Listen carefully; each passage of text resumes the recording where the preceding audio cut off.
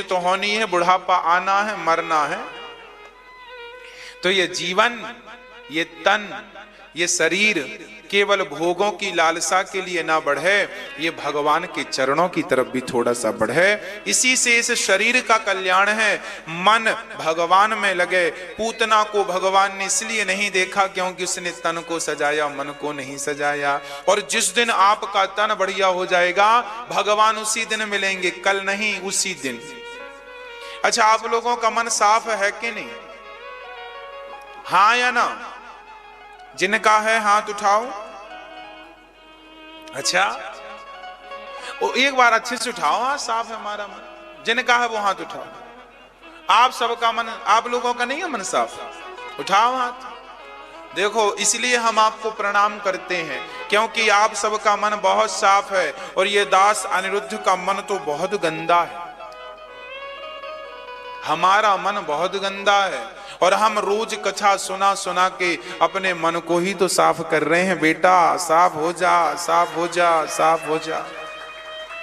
रोज कथा सुनेंगे, रोज कीर्तन करने से मन साफ होगा।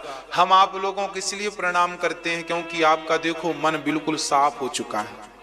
आपके अंदर अब ना तो कपट है, ना तो छल है, ना तो झूठ है, ना तो अहंकार है, ना तो आप निंदा करते हैं, ना तो आप चुगली करते हैं।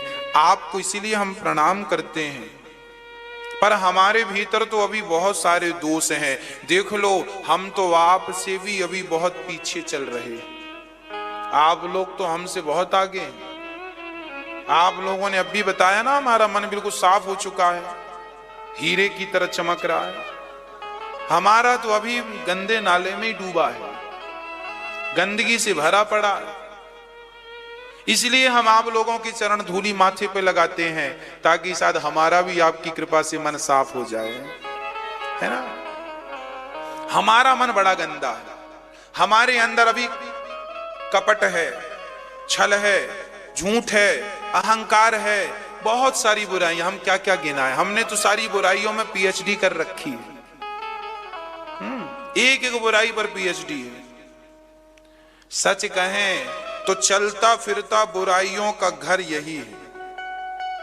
इतने बुरे हैं हम, और आप कितने अच्छे हैं। आप कहते हैं हमारा मन बिल्कुल साफ हो गया,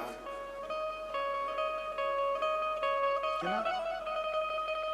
कपट किसे कहते हैं? कपट किसे? चलो मैं कपट की आज व्याख्या, आपके पास समय है कि नहीं? आज हम कपट की फिर से व्याख्या करेंगे। कपट किसे कहते हैं? रामचरितमानस में लिखा है, निर्मल मन जन सो मोहि पावा, मोहि कपट छल छिद्र ना भावा। पहली शर्त है कपट। ये कपट क्या है? देखो, मैं लोभी हूं, मैं लोभी हूं, मैं लोभी तो हूं, पर अपने आप को कहूं कि मैं बड़ा संतोषी हूं।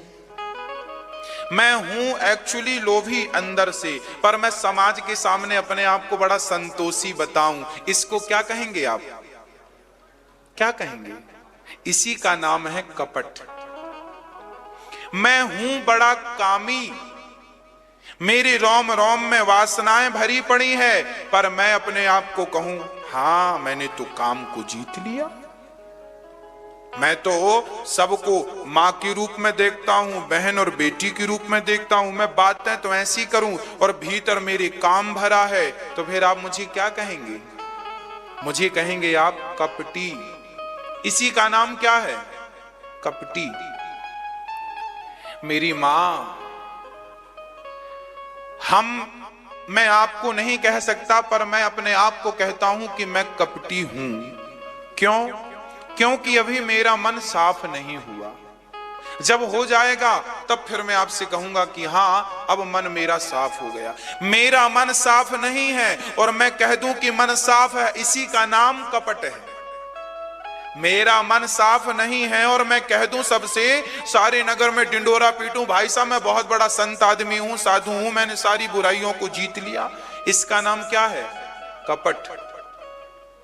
अच्छा एक बात बताएं, आज किसी व्यक्ति से कहो कि तुम कामी हो तो वो बुरा मान जाता। अभी आप किसी व्यक्ति विशेष से कह दो कि तुम बहुत बड़ी कामी हो, बुरा मान जा, हमें कामी का लड़ने लगता।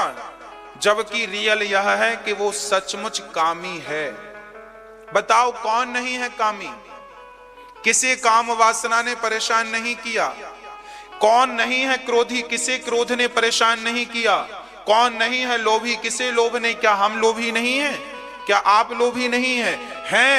हम लोभी तो हैं, हम कामी तो हैं, हम क्रोधी तो हैं, पर हमें कोई कह दे हमें अनिरुद्धाचार्य जी लोभी हैं तो हमें बुरा लग जाता है। वैसे हमें बुरा लगता नहीं। मैं एक फॉर एग्जाम्पल दे रहा हूं, आप हमें जो कहेंगे हम सब स्वीकार कर लेंगे। हम उदाहरण देके समझा रहे हैं। हमें बुरा लग जाता, हमें लोभी कहा, हमें कामी कहा, लगता है बुरा कि नहीं? सच्ची बताना आप लोगों को, हाँ या ना में जवाब दो। अच्छा, आपको कह दे कि ये व्यक्ति बड़ा दुष्ट है तो आपको बुरा लगता है कि नहीं? जबकि सच्चाई पलट कर देखिएगा अपने आप को, आप में एक दुष्टता नहीं है। ना जाने कितनी दुष्टताएं भरी हैं। हम दुष्ट तो हैं, पर हमें कोई कहता है कि दुष्ट हो तो हमें बुरा लग जाता। अरे भाई, बुरा क्यों लग रहा है? तुम दुष्ट हो तब तो किसी ने दुष्ट कहा है। तो अपनी दुष्टता को साफ करने की जगह तुम बुरा मान के बैठ गए, हमें दुष्ट कह दिया। यही कपट है। जो बुराई आपके भीतर है आप उसे स्वीकार नहीं करते। आज किसी को कह दो कि तुम कामी हो, लोग स्वीकार नहीं करेंगे, जबकि कामी हैं फिर स्वीकार नहीं करते। चोर है पर स्वीकार नहीं कर रहा कि मैंने चोरी की। चोर है, चोरी करी है, पर स्वीकार नहीं। ये क्या? इसी का नाम कपट है। और भगवान कहते हैं तुम जैसे हो, कामी हो ना, कामी बनकर आओ मेरे पास। क्रोधी हो ना, क्रोध में आओ। लोभी हो ना, लोभ में आओ। जैसे हो वैसे आओगे तो मैं तुम कैसे भी हो आ जाओगे तो तुम्हें गले से लगा लूंगा, और तुम बन ठन के आओगे तो तुम्हें स्वीकार नहीं करूंगा। हनुमान जी जब पहली बार राम से मिलने गए तो हनुमान जी पंडित जी बन के गए थे, ब्राह्मण का शरीर बना के गए थे। क्या बन के गए थे? ब्राह्मण थे तो बंदर। राम जी के चरणों में गिर पड़े, भगवान जी से कहने लगे, हाँ असमय, हे प्रभु मेरे जैसा कौन है? मैं देखो आपको पहचान ना सका। भगवान ने गले नहीं लगाया। जब हनुमान जी अपने बंदर के रूप में आए तो राम जी ने उठा के गले लगा लिया। तुम बंदर हो और ब्राह्मण बन के जा रहे हो? अरे तुम बंदर ही बन के आओ ना। भगवान कहते हैं मैं तो गले लगाने को तैयार हूं, पर अपने उसी वास्तविक रूप में आओ जो तुम्हारा वास्तविक स्वरूप है। क्या जरूरत है तुम्हें? मैं ज्ञानी नहीं हूं जैसे कि मैं ज्ञानी नहीं हूं, और मैं सबसे कहवाऊं कि मैं ज्ञानी हूं, इसका नाम क्या है? कपट। अरे मैं मानता हूं ना कि मैं पढ़ा लिखा नहीं हूं, मैं अज्ञानी हूं, मान लो ना साहब। कब तक भार लेके चलोगे? मैं ज्ञानी नहीं हूं, मैं जमाने को झूठ बोल सकता हूं मेरी मां, पर अपने आप को तो झूठ नहीं बोल सकता। आप मुझे समझते हैं कि महाराज जी बड़े ज्ञानी हैं, पर मैं जानता हूं कि मैं कितना ज्ञानी हूं।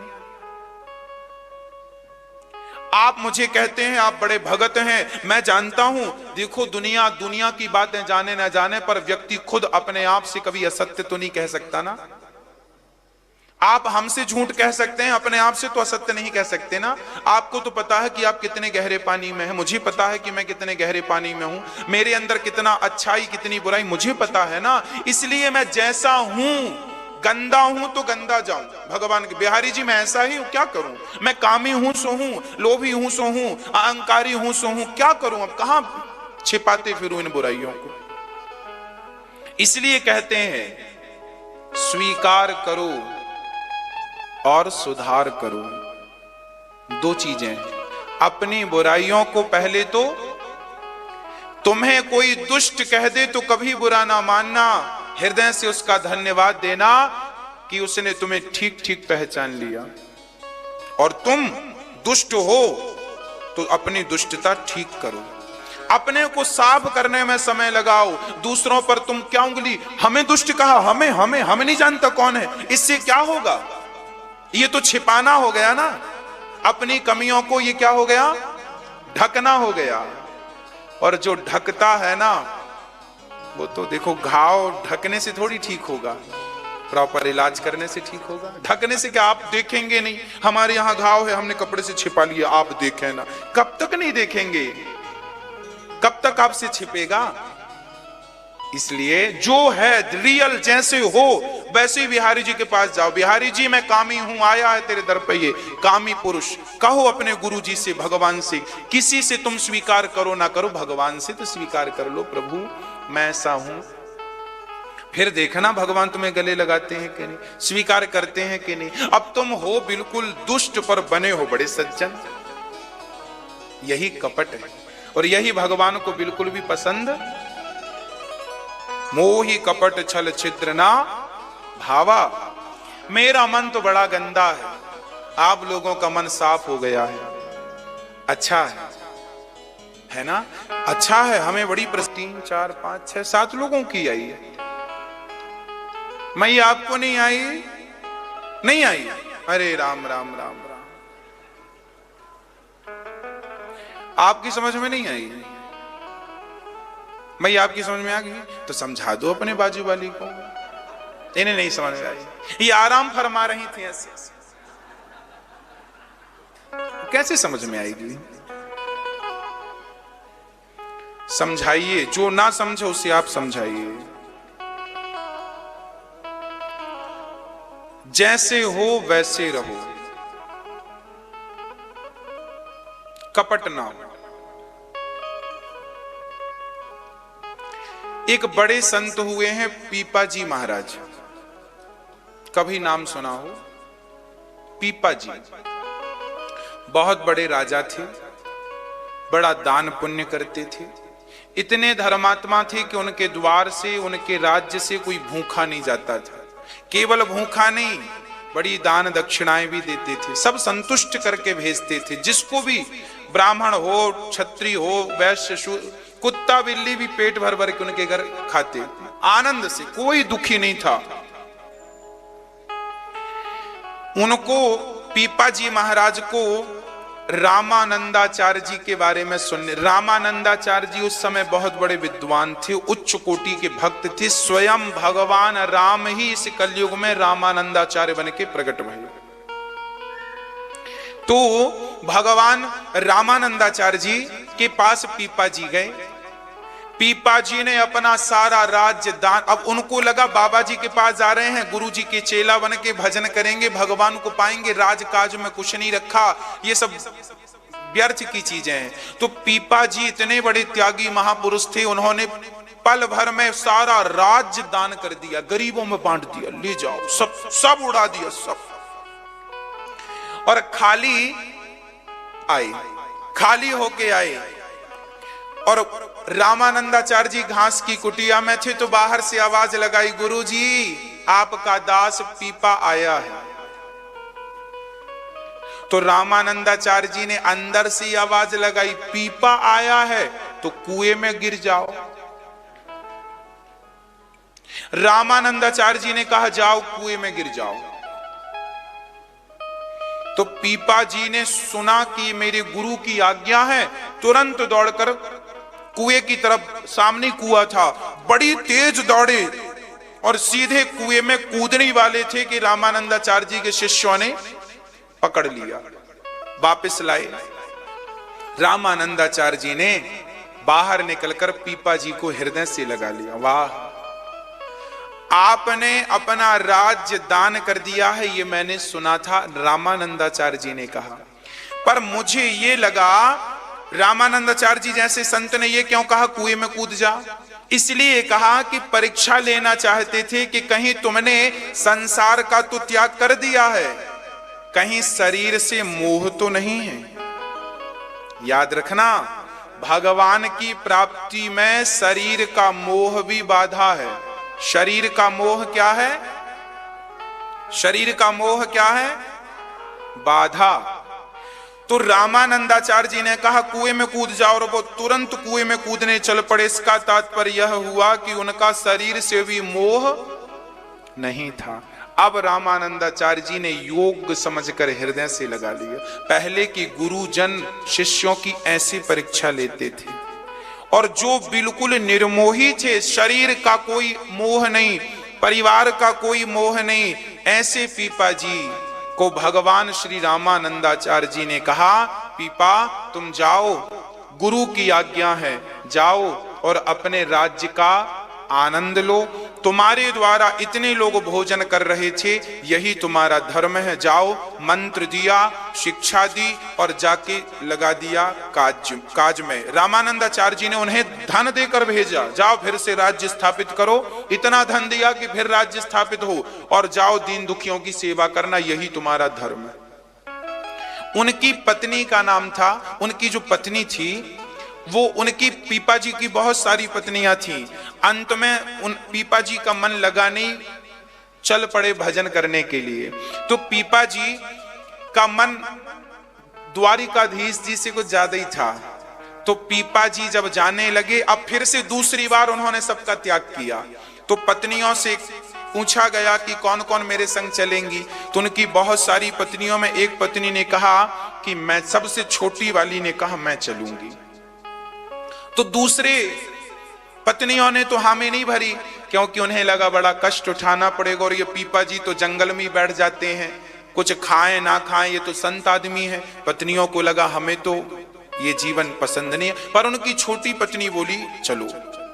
तो पीपा जी अपनी पत्नी, छोटी पत्नी से कहते हैं चलो। छोटी पत्नी बोली चलो, जैसी थी वैसे ही चलो। तो पीपा जी बोले तुम सारे कपड़े उतार दो फिर चलो।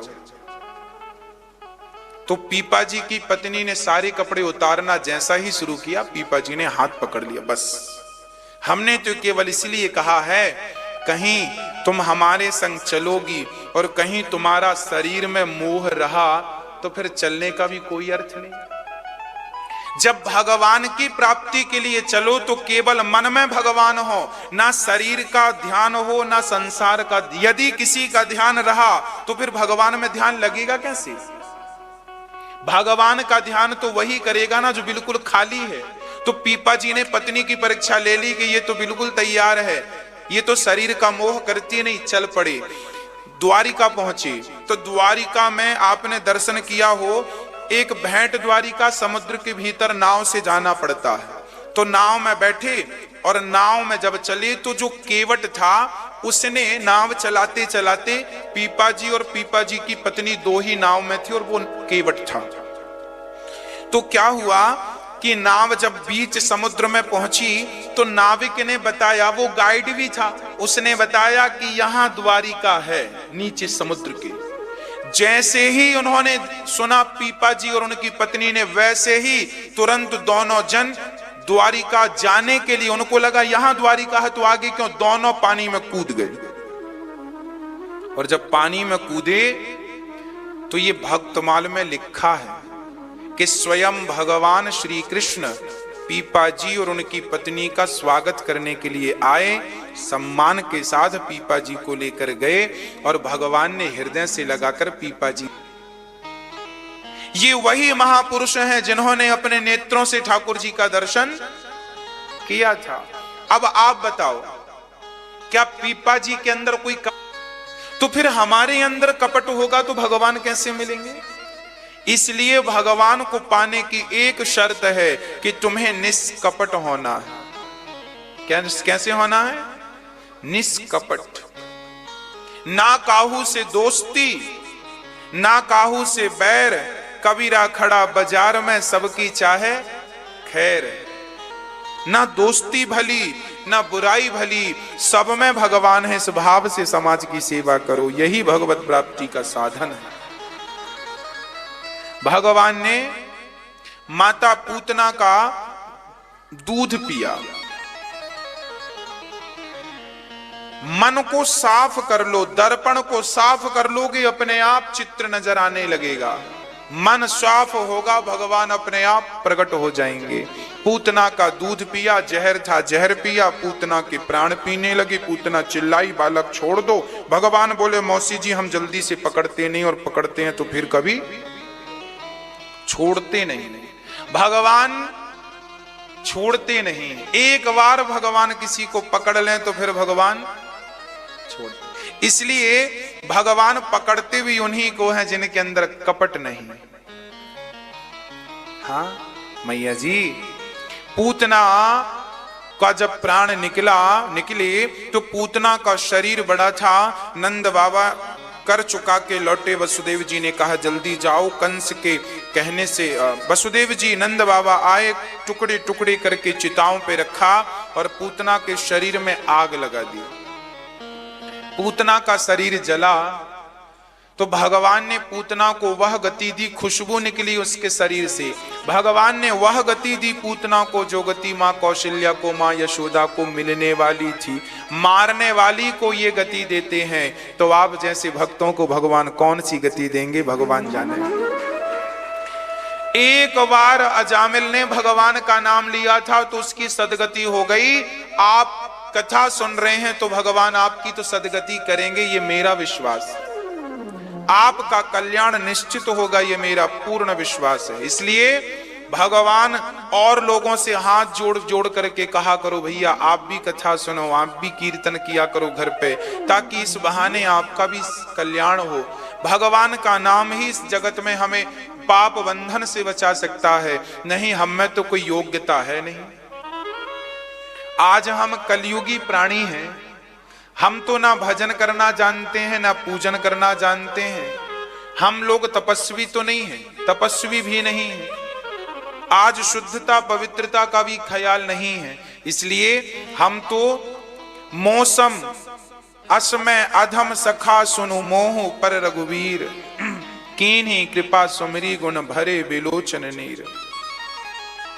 मेरे जैसा अधम कौन होगा, मैं कौन हूं? असमय अधम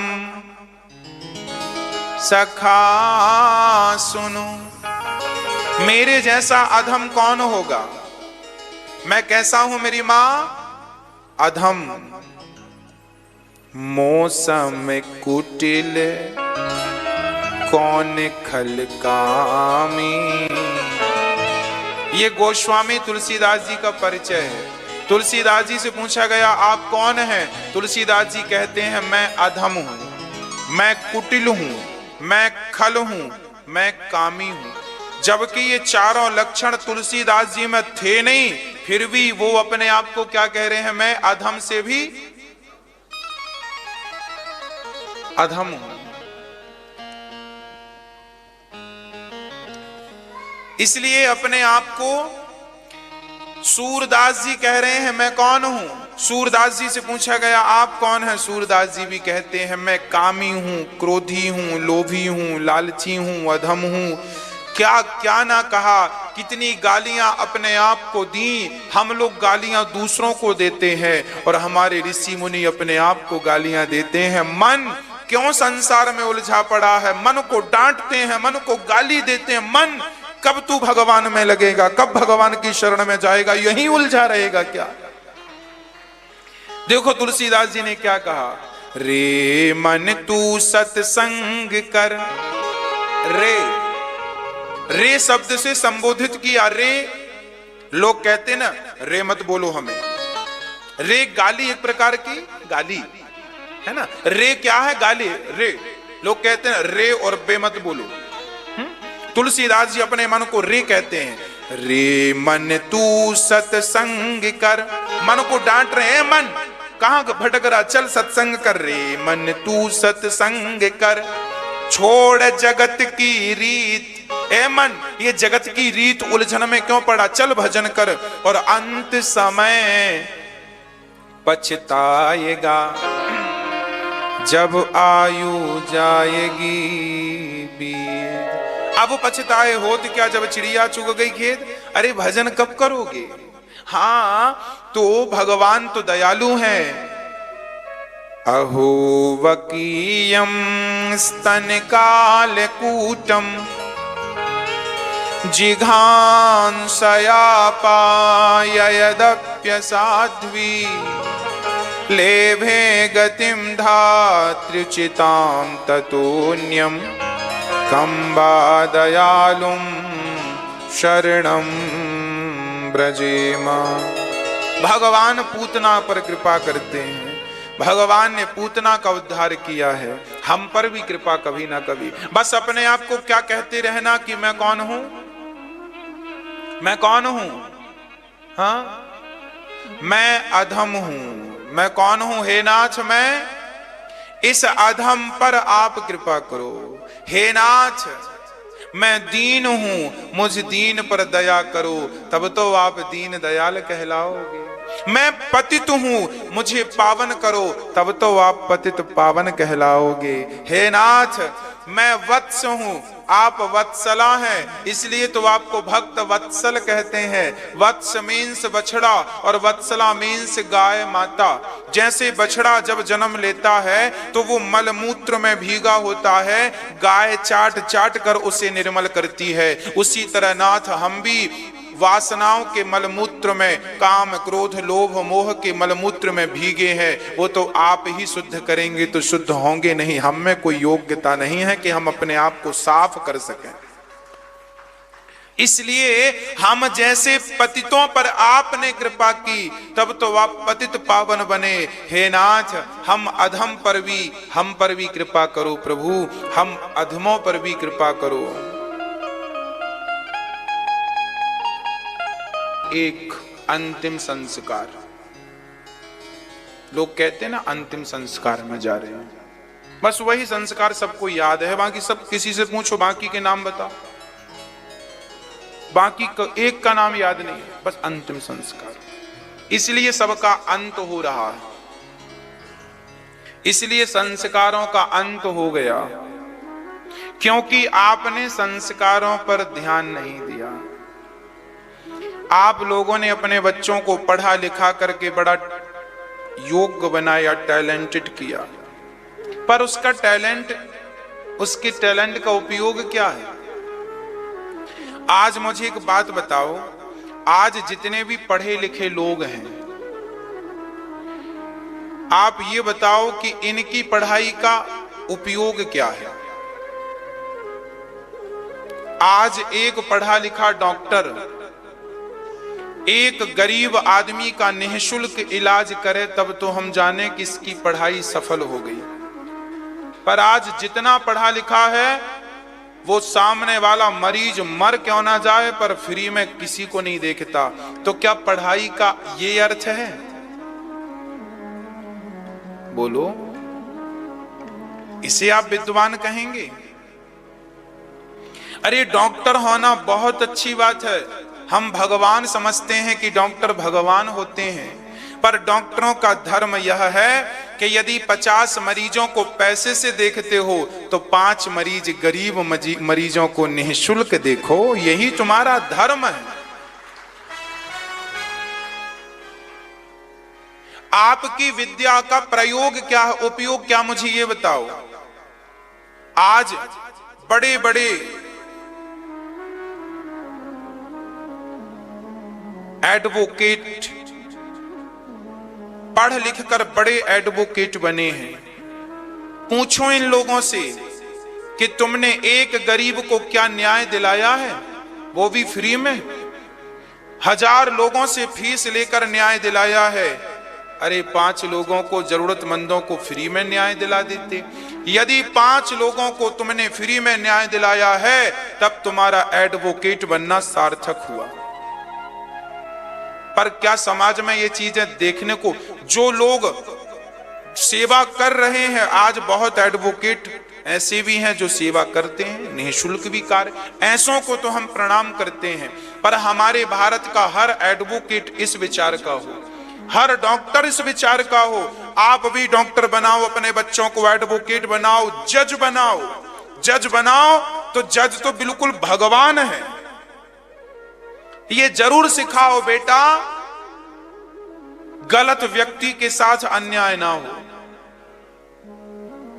एक निरा अपराधी को यदि सजा मिल गई तो जज का जज होना व्यर्थ चला गया कि नहीं? एक निर्दोष यदि सजा पा गया और एक दोषी यदि बाहर घूम जाए, बाहर घूम रहा है, अपराधी तो बाहर घूम रहे हैं और निर्दोष जेल की चक्कियां पीस रहे हैं, आज समाज में देखने को मिलता है कितने निर्दोष जेल की सलाखों के पीछे। क्यों है? क्योंकि इनके साथ न्याय करने वाले वो नहीं थे जिसकी हमने अपेक्षाएं की थी। आपने अपने बच्चों को पढ़ाया बहुत है, पर उन्हें धर्म की शिक्षा नहीं दी। मेरी मां, धर्म की शिक्षा ना देने से उसका प्रयोग गलत हो गया, है ना। गंगा जल यदि अच्छे आदमी के हाथ में लग जाए तो मरते व्यक्ति के मुंह में डालकर उसका मोक्ष कर देता है, और गंगा जल गलत व्यक्ति के हाथ में लग जाए तो शराब के प्याले में गंगा का पानी मिला के शराब पी लेता है। था गंगा ही जल, पर एक के गंगा जल सही व्यक्ति के हाथ लगेगा तो वो गंगा जल तारने वाला बन जाएगा, और वही गंगा जल शराबी के हाथ लगता है तो प्याले में मिलाकर पीता है। हाँ या ना? तो ये मेरी मां, आपके बच्चों के पास योग्यता है, टैलेंट है, जरा प्रयोग करना भी सिखा दो उन्हें। इसका प्रयोग कहां और कैसे करना है ना। आपके बच्चों को यह जरूर सिखाओ कि बेटा ईमानदारी से कमाना है और उस कमाई का दशांश दान करना है। जब आप दान करते हैं तब ये दास अनिरुद्ध माओ की सेवा करता है, निःशुल्क विद्यालय बनाने का सपना देखता है, निःशुल्क हॉस्पिटल बनाने का सपना देखता है। आप जब दान करते हैं तब। आज मैं आपको एक अच्छी खबर दे दूं, ये दास अनिरुद्ध ने 10,000 गज जगह देखी है। किस लिए? उस 10,000 गज बोले तो 90,000 स्क्वायर फुट, और सरल भाषा में 2 एकड़। ये जगह हमने केवल इसलिए देखी है कि इस 2 एकड़ में बड़ा हॉस्पिटल भी बन जाएगा, उसी में कक्षा 1 से 12वीं तक का स्कूल भी बनेगा, जहां सारे बच्चे निःशुल्क शिक्षा पाएंगे। हॉस्पिटल बनेगा जहां निःशुल्क इलाज होगा। वृद्ध माताओं का भी वहां एक स्थान और बनेगा, और वृद्ध पिताओं का भी एक स्थान और बनेगा। ये सारे कार्य उस एक ही जगह पर हो जाएंगे। ये जगह 10,000 गज है। अब भारत के केवल 10,000 लोगों की जरूरत है। उन 10,000 लोगों की जो एक एक गज का सहयोग करें तो ये सपना बहुत जल्दी साकार हो जाए। आप यदि एक एक गज का, कहते ना लकड़ी का भार एक आदमी गट्ठा रखेगा तो वजनदार होगा, पर सब लोग मिलकर के उठा लेंगे तो वो क्या हो जाएगा? हल्का हो जाएगा। इसलिए 10,000 गज जगह हमने देखी है ताकि उसमें सब कुछ हो जाए। मेरा सपना है कि मैं भारत को एक ऐसा विद्यालय बनाकर दूंगा जहां निःशुल्क बच्चे पढ़ेंगे, और अच्छी से अच्छी क्वालिटी आपके बच्चे आज जहां पर 4,000 रुपए महीने की फीस देकर पढ़ते हैं, वो उस क्वालिटी की शिक्षा यहां बच्चों को निःशुल्क प्रदान की जाएगी। केवल इसलिए मेरी मां, ताकि जब मैं जाऊंगा भगवान के घर, भगवान पूछेंगे अनिरुद्ध तुमने क्या किया, तो मैं कह सकता हूं कि प्रभु मैं इस धरती पर आपने भेजा था तो जाकर हमने शिक्षा दी है। हॉस्पिटल ऐसा होगा जहां बड़े से बड़ा ऑपरेशन भी निःशुल्क होगा, कोई चार्ज नहीं। छोटे से बड़ा ऑपरेशन, आज मैं देखता हूं गरीब से गरीब व्यक्ति इलाज के अभाव में मर जाता है, सही वक्त पर इलाज नहीं मिलता। आओ एक ऐसा प्रयास करते हैं, बिहारी जी के चरणों में एक हॉस्पिटल बनाएंगे जिसमें सबका निःशुल्क इलाज होगा। मेरी मां, आप भी एक गज जगह का सहयोग इसलिए कीजिएगा क्योंकि कल मैं भी नहीं रहूंगा, आप भी नहीं रहेंगे, पर हमारे द्वारा ये अच्छाई का वृक्ष हमेशा दूसरों को छाया प्रदान करता रहेगा। ये हॉस्पिटल कितनों का इलाज करेगा, उनकी दुआएं आपके खाते पर जाएंगी। कितने बच्चे निःशुल्क पढ़ेंगे।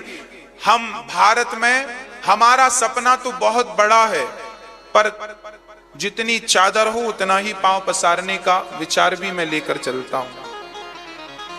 आने वाले समय में भगवान चाहेंगे तो विद्यालय ऐसा बनेगा, इतना बढ़िया विद्यालय होगा, आगे यूनिवर्सिटी भी बनाएंगे जहां पर भारत के बच्चों को पढ़ने के लिए अमेरिका, जापान ना जाना पड़े।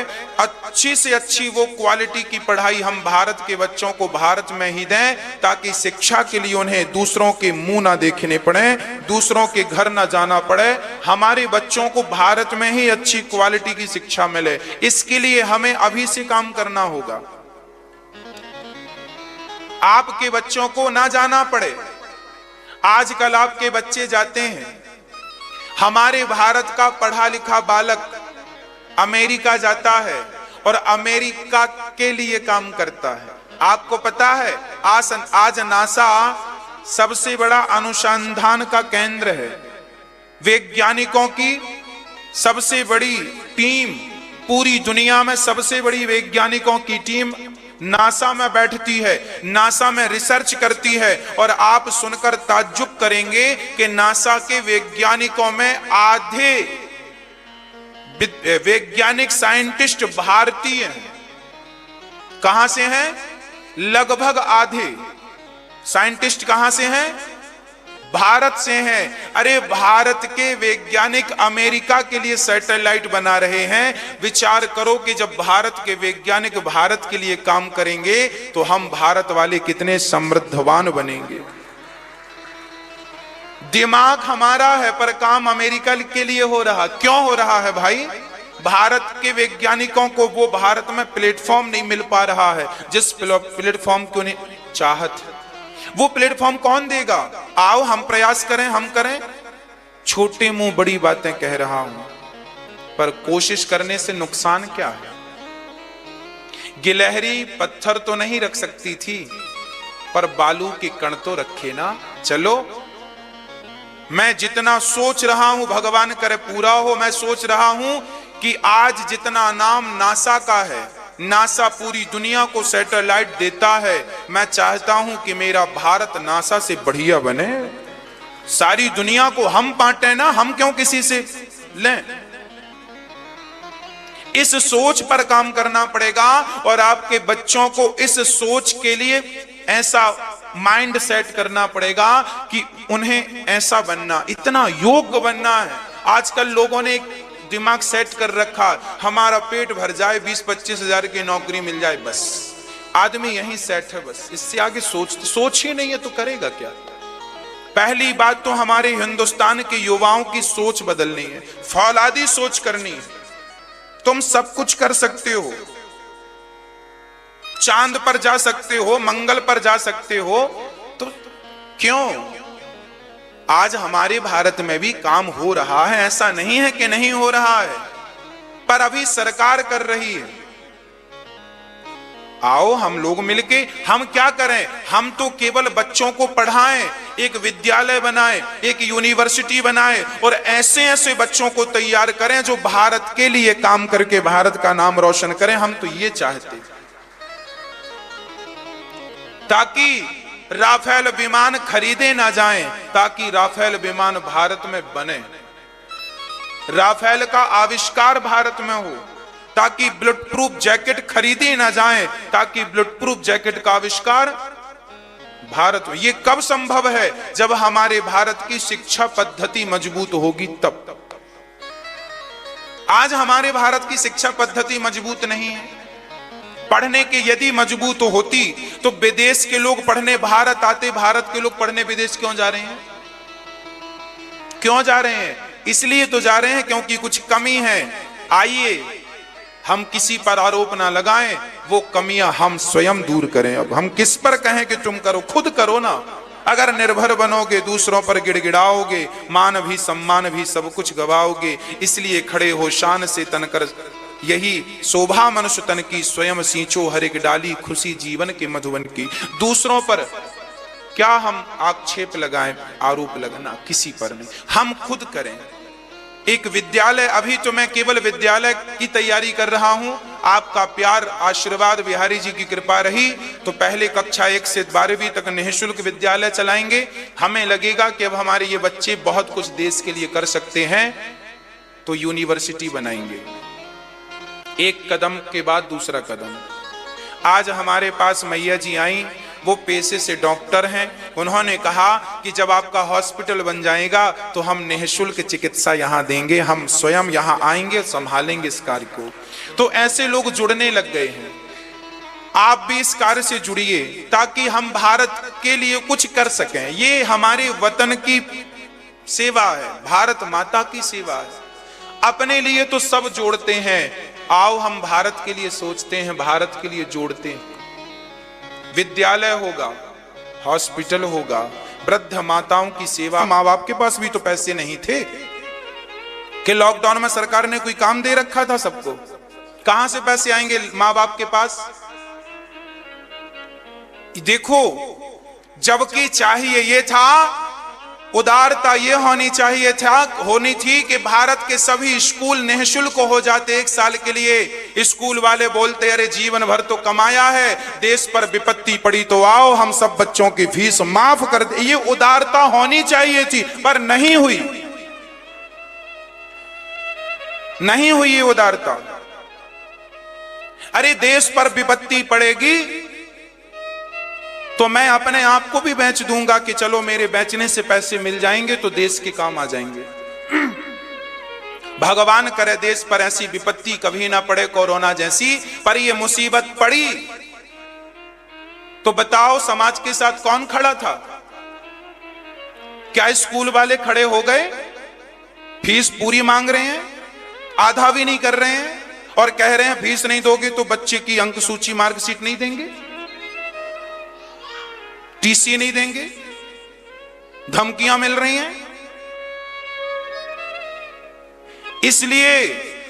इसलिए ये दास अनिरुद्ध एक सपना देख रहा है, ऐसा स्कूल बनाएंगे जहां बच्चों की शिक्षा तो निःशुल्क होगी पर शिक्षा की क्वालिटी वो होगी जो क्वालिटी शायद आज तक भारत में बच्चों को वो शिक्षा नहीं मिली, वो क्वालिटी मेंटेन करेंगे। ऐसे योग्य बच्चे होंगे ताकि वो देश के लिए कुछ कर पाएं। हम उन्हें ये नहीं सिखाएंगे कि तुम्हें अपना पेट भरना है, तुम्हें परिवार का पेट भरना है। हम उन्हें यही सिखाएंगे कक्षा 1 से कि तुम्हें अपने देश के लिए कुछ करना है।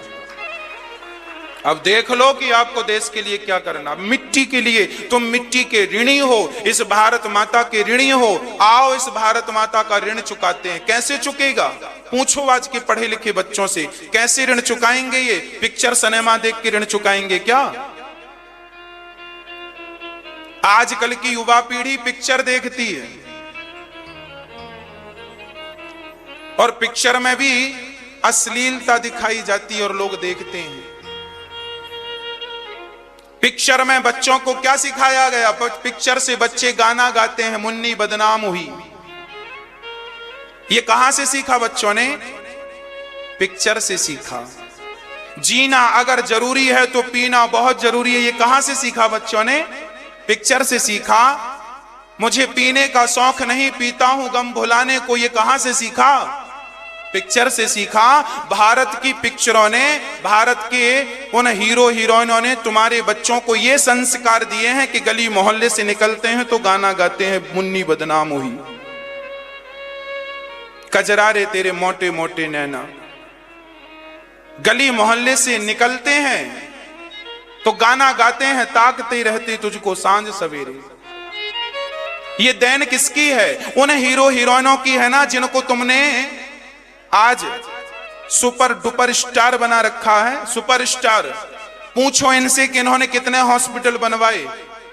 अपने हीरो हीरोइनों से प्रश्न करो कि इन्होंने भारत माता की क्या सेवा की? केवल बच्चों के संस्कार बिगाड़े हैं। एक संस्कार बनाए हो तो बता दो। जीना अगर जरूर पीना, गाना गाते हैं ना, मुझे पीने का शौक नहीं, पीता हूं गम भुलाने को, ये कहां से सीखा? आजकल का बच्चा कहता मुझे पीने का, पीता है वो पिक्चर से, बड़े बड़े हीरो हीरोइन पीते हैं सो वो भी सीख लेता। तो पिक्चरों ने तो पिलाना, शराब पिलाना सिखाया है। मांस खाते हैं पिक्चर बनाने वाले बड़े बड़े हीरो, मांस पिक्चर में खाते हैं तो देखने वाले को लगता है ये खाते हैं तो हम क्यों ना खाएं। इन्होंने मांस खाना सिखाया है, इन्होंने शराब पिलाना सिखाया है, बहन बेटियों को छेड़ना पिक्चर वालों ने सिखाया है। रेप करना क्या होता है कोई नहीं जानता था, ये पिक्चरों में रेप कर करके बच्चों के अंदर सेट कर दिया, ऐसा रेप होता है। और तुमने उनको ही सुपरस्टार बना दिया। पूछो अपने हीरो हीरोइनों से कि इन्होंने देश के लिए क्या किया। एक हॉस्पिटल बनवाया हो फ्री में सबका इलाज कर, क्या नहीं बनवा सकते थे ये लोग? क्या इनके पास पैसों की कमी थी? एक स्कूल बनाया हो तो नाम बता दो मुझे उस स्कूल का। यदि ये लोग नहीं करते तब ये दास अनिरुद्ध को सोचना पड़ता है कि हम स्कूल भी बनाएंगे, हॉस्पिटल भी बनाएंगे, और माताओं की सेवा तो कर ही रहे हैं और अन्य क्षेत्र तो यहां बट ही रहा है। 2000 लोग रोज जरूरतमंद भोजन पेट भर के करते हैं। मुंबई शहर में आज भी फुटपाथ पे लोग सोते हैं और सारे हीरो हीरोइन मुंबई शहर में हैं। चाहते तो एक आदमी भी भूखा ना मरता, पर मुंबई में आज भी भूखे लोग सोते हैं और भूखे सोने वालों पे गाड़ी और चढ़ा देते हैं। और तुमने उनको ही सुपरस्टार बना दिया और बच्चे उनको ही कह रहे हैं कि वो बढ़िया है, और हम कथा सुनाने वालों को कहते हैं ये तो ढोंगी बाबा हैं। हम केवल हॉस्पिटल बना रहे हैं, आपके बच्चों की शिक्षा के बारे में सोच रहे हैं। आप अपने माँ बाप की सेवा करो, अपने माँ बाप के पांव दबाओ, अपने माँ बाप का आदर करो। हम ये बात कह रहे हैं तो हम ढोंग फैला रहे हैं, और वो शराब पिलवा रहे हैं तो वो बहुत अच्छे हैं। पूछो, हिसाब मांगोगे ना, हिसाब देना पाएंगे। पर ये दास अनिरुद्ध, कभी भी आप हिसाब मांग लेना, ये दास आपको हिसाब देगा कि आपने जो दान दिया था उसका परिणाम ये हॉस्पिटल है, उसका ये विद्यालय है, ये माओं की सेवा है, ये पिताओं की सेवा है, और ये 1 करोड़ वृक्ष भी लगाने का संकल्प है मेरा, 1 करोड़ वृक्ष लगाने का। मेरे से हिसाब मांगना भारत वालों, आज के 10 साल बाद भी हिसाब मांगना। यदि आपने 1 रुपए का सहयोग दिया है इस दास को, तो मैं आपको हिसाब 1 रुपए के बदले 1 करोड़ का हिसाब दूंगा कि ये 1 करोड़ की संपत्ति आपकी है, भारत की है। भारत देश का अधिकार है ना, मेरा अधिकार है ना आपका। भारत संभाले इसको, जब तक जिंदा हूं मैं संभालूंगा, ये दास संभालेगा उस विद्यालय को। आगे सरकार को लिखित में देके जाएंगे, आप अपने तरीके से संभालिए, हमारी शर्तों पर संभालिए। यही शिक्षा हो, यही प्रणाली हो, यही हो। जब तक सांसें हैं हम संभालेंगे, सांसें पूरी होने पर हम किसी पे विश्वास, कोई सरकार को देके जाएंगे, ये संभालो। देश को हम देके जाना चाहते हैं कुछ। पूछो अपने हीरो हीरोइन से उन्होंने क्या दिया, कहो उनसे, दो कुछ। करोड़ों कमाए हैं तुमने, पैसों की कमी नहीं है। हीरो हीरोइन जिनको तुमने सुपर डुपर बनाया है, पैसे की कमी नहीं है। पर खुद को बुखार आती है तो लीलावती भागते हैं। ये नहीं कि अपने लिए एक हॉस्पिटल तो बनवा लें, नहीं बनवाया। क्या कहें, किसको कहें? इसलिए कहने से फायदा नहीं है, करने से फायदा। हम तो करने पे विश्वास रखते हैं, करो। इसलिए ये दास आपसे निवेदन करता है कि आप भारत को यदि एक अच्छा मैसेज देना हो तो ये दास आपका बेटा है, मैं आपका हूं, आप मेरे हैं। एक बच्चों की थिंकिंग बदलनी हो, सोच बदलनी हो तो आपको सहयोग करना ही होगा। ये काम मेरा नहीं है, ये समूचे भारत का कार्य है। ये भारत के लिए सबक और शिक्षा है, सब उनके लिए जो जरूरत से ज्यादा फीस ऐंठते हैं, जो जरूरत से ज्यादा। आज हॉस्पिटल में आप ले जाओ मरीज को, एक बार मैं लेके गया, एक कमरे का किराया 4 घंटे के लिए 5000 बताया। हमने कहा भाई आना कभी, हम तुमको कमरा देंगे, फ्री में देंगे, इससे 1 करोड़ गुना अच्छा भी होगा और पैसे भी नहीं लेंगे। तो तुम 5000 का कमरा बता रहे हो, एक बेड 5000 का? अरे एक बोतल ही तो चढ़नी है, उसके लिए 5000। हम चाहते हैं कि हम एक बार निःशुल्क वही क्वालिटी का देके जाएं, ताकि आप सभी आने वाली पीढ़ी हमारी भारत की कह सके कि देखो ऐसे भी काम हो सकता है। अभी तो सोच ही नहीं है ना लोगों की, सोच तो तब बनेगी जब काम दिखेगा। अभी माताओं की सेवा हम कर रहे हैं, पिताओं की सेवा। भगवान श्री कृष्ण का नाम गर्गाचार्य जी ने रखा। गर्गा पुरोहित, गर्गः पुरोहितो राजन यजूनाम सुमहातपा। व्रजम जगाम नंदस्य वसुदेव प्रचोदिता। वसुदेव जी के गुरु गर्गाचार्य जी ने भगवान का नाम रखा कर्ष्यति इति कृष्णा। और रोहिणी के पुत्र का नाम रखा रमन्ते योगिनाम यस्य सह रामः। बल अधिक होने से लोग बलराम कहेंगे। जिनका नाम सुनते ही लोग आकर्षित हो जाएं, ध्यान उनकी तरफ चला जाए, उन्हें कृष्ण कहते हैं। भगवान का नाम रखा गया। भगवान थोड़े बड़े हुए। जब भगवान श्री कृष्ण बड़े हुए तब भगवान श्री कृष्ण का एक दिव्य स्वरूप देखने को मिला, जिसे हम बाल लीलाएं कहते हैं। भगवान ने मक्खन चुराया, मटकी तोड़ी, ये सारी लीलाएं भगवान ने की। इन लीलाओं के पीछे उद्देश्य क्या था? अपने भक्तों को केवल सुख देना, यह उद्देश्य था। प्रिय भक्तों, आज भगवान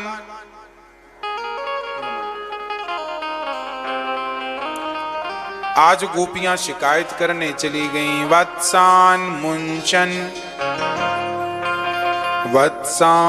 मुंचन क्वचित समये क्रौश संजात हासः। स्तेयं स्वादवत्यथ दधिपयः कल्पितैस्तेययोगैः।